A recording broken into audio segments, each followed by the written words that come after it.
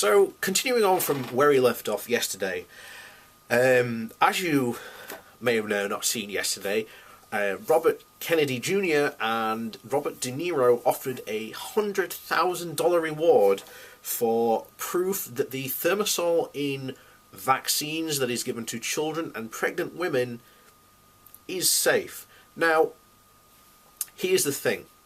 This entire question is made not to be one. First of all, the question is, well, it's flat out ridiculous.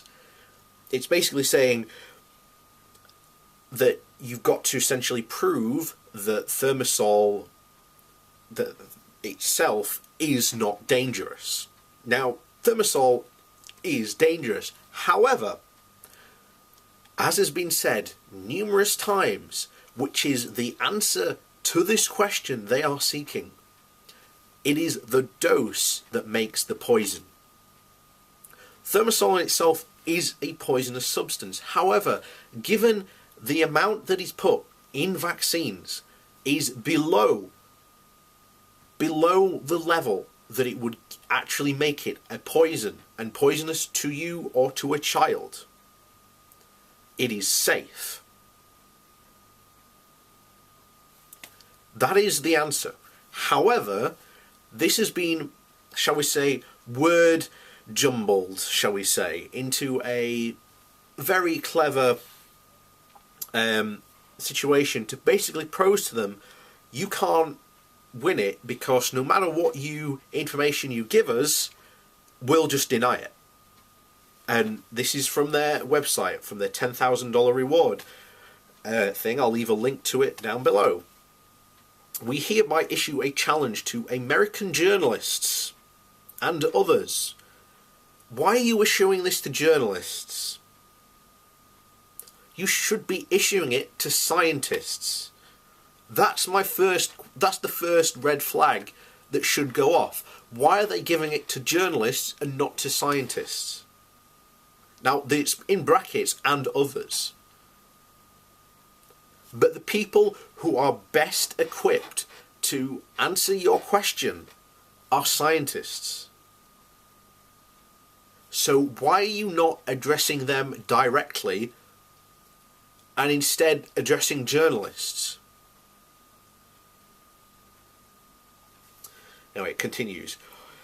And journalists and others who have been assuring the public about the safety of mercury in vaccines. We will pay $100,000 to the first journalist or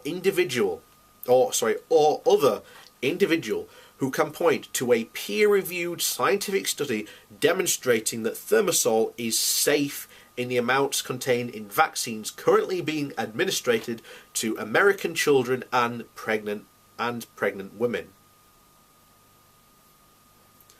Well, as I've already said, it's the dose that makes the poison. There are lots of poisonous substances that are given to people in medicines, but because they are such a low dosage, they are not poisonous to you. Of course, this has been explained time and time again to anti-vaxxers. They don't care. Now, the reason why this is incredibly, stupid is because, first of all, this is known. But because this information has been known, they've basically said, but you must have it in a PubMed article, which brings us on to the procedures. Procedure number 1. Any individual seeking to collect the reward should submit to the World Mercury Project an English translation of the proffered study and a $50 processing fee. Yep, because there's already a bit of money up front because they've got to make a bit of moolah, to discourage frivolous submissions from flooding the WMP staff, along, and this is where it gets sneaky, along with a letter explaining why the study qualifies for the reward. Well, you've just said you want the study that shows thimerosal is safe in vaccines.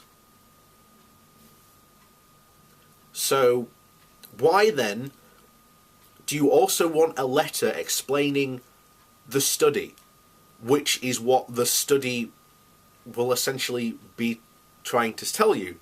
Why? It's because the people behind this are not scientists.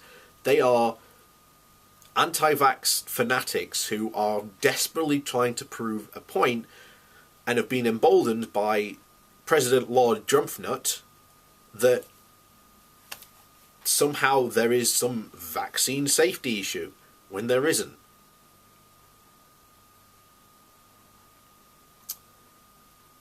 Along with letters explaining why the study qualifies for the award, the name and address in which the $1,000 should be directed. So that's point number one. Point number two: the study and corresponding evidence must have been published in a peer-reviewed journal appearing in PubMed.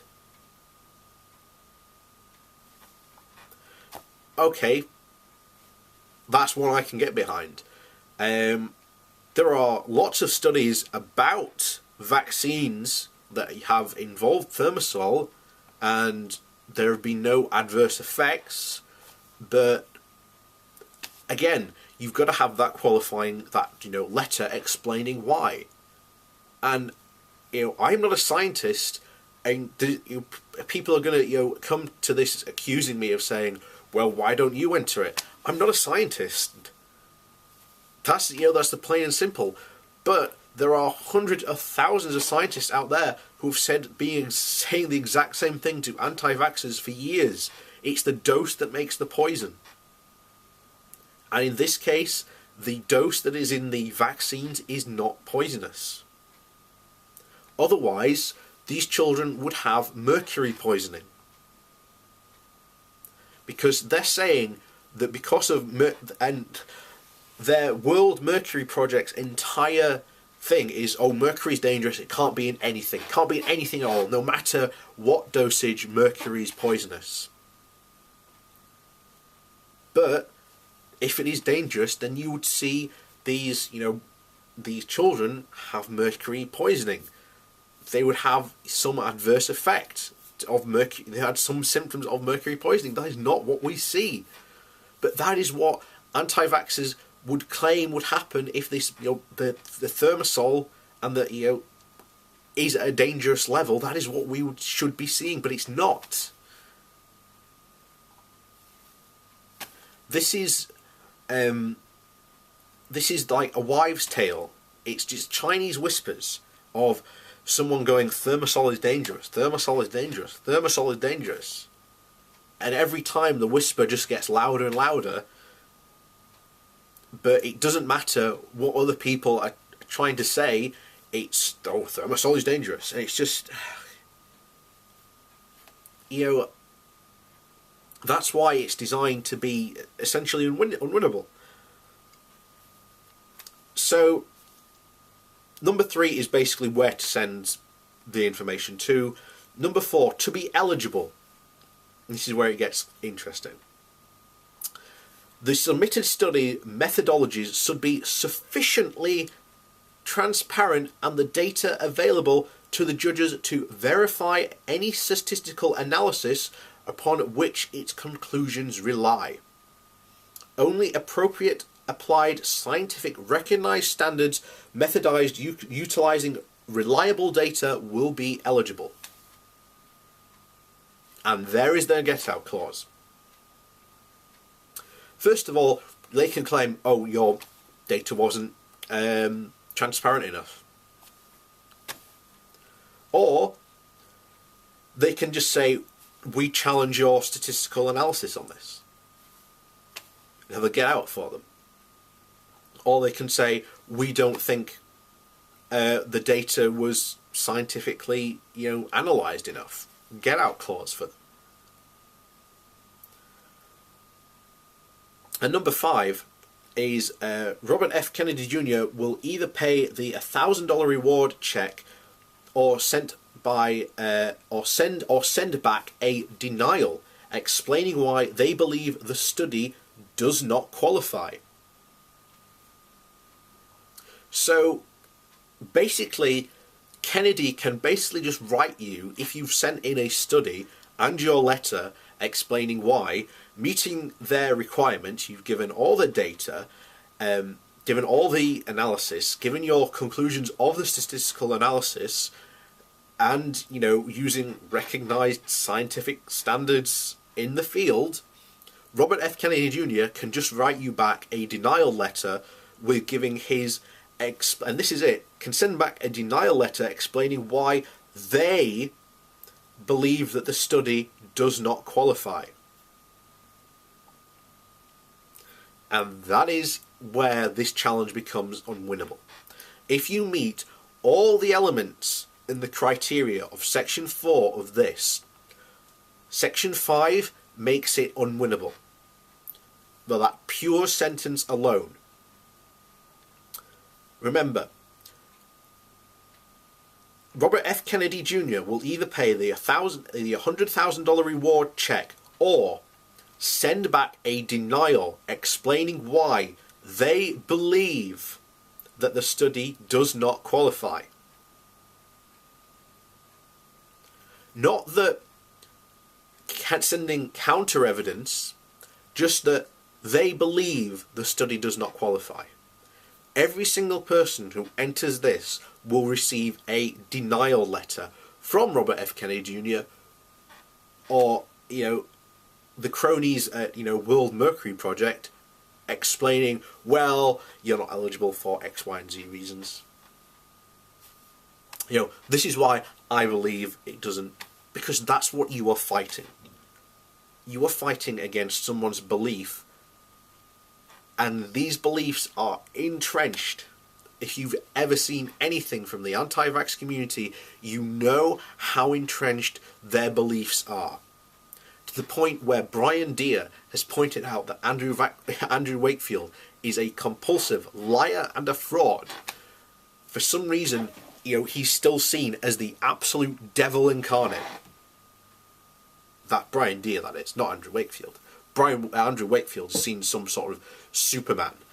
And to continue a superhero analogy, meet Batman and Robin, or, you know, RFK Jr. and Robert De Niro. So the world, I think Section 5 continues, the World Mercury Project will simultaneously post a link to the paper and text of denial to the to the World Mercury Project website. So I look forward to when the first challenge to this gets rebutted, which it will. They all will. There will always be some excuse or some denial. And then this is where it gets even more better. Dispute resolution. If the claimant wishes to dispute the denial, he/she should reply with a written point-by-point rebuttal explaining why the denial is unfounded and why the submission qualifies. So you've got to go then. Remember, you've already written a letter explaining why your study qualifies. And the study as well. You've then got to meet point 4, which is sufficiently transparent data. Allow the judges to verify any statistical analysis, and then, you know, meet the applied scientific recognized standards. You've then got to deal with whatever denial is sent back to you on top of that. A denial that could take more than 30 days for you to potentially write.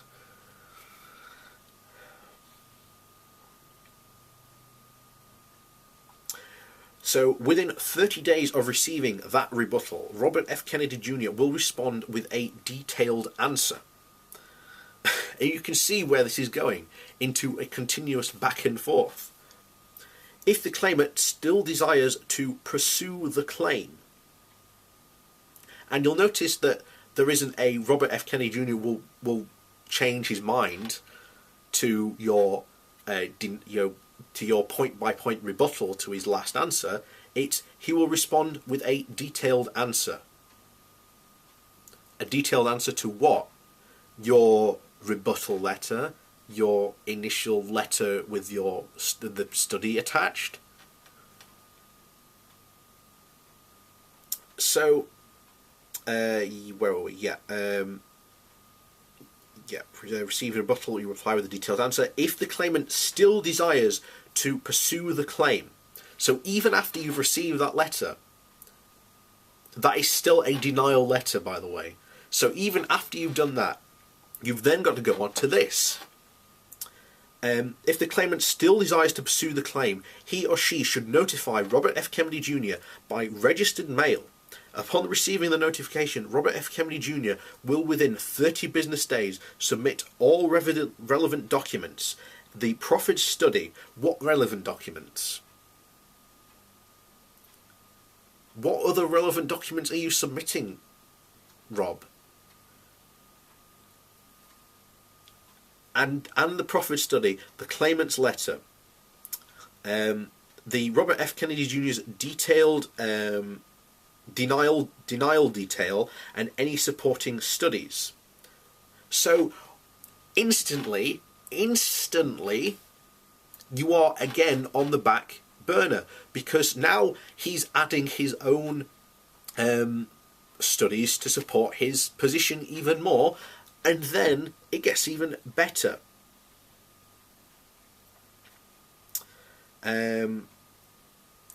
Denial detail and his supporting studies. The journalist rebuttal and Robert F. Kennedy's Jr. Answer to the rebuttal, along with any additional responses created by or to Robert F. Kennedy Jr.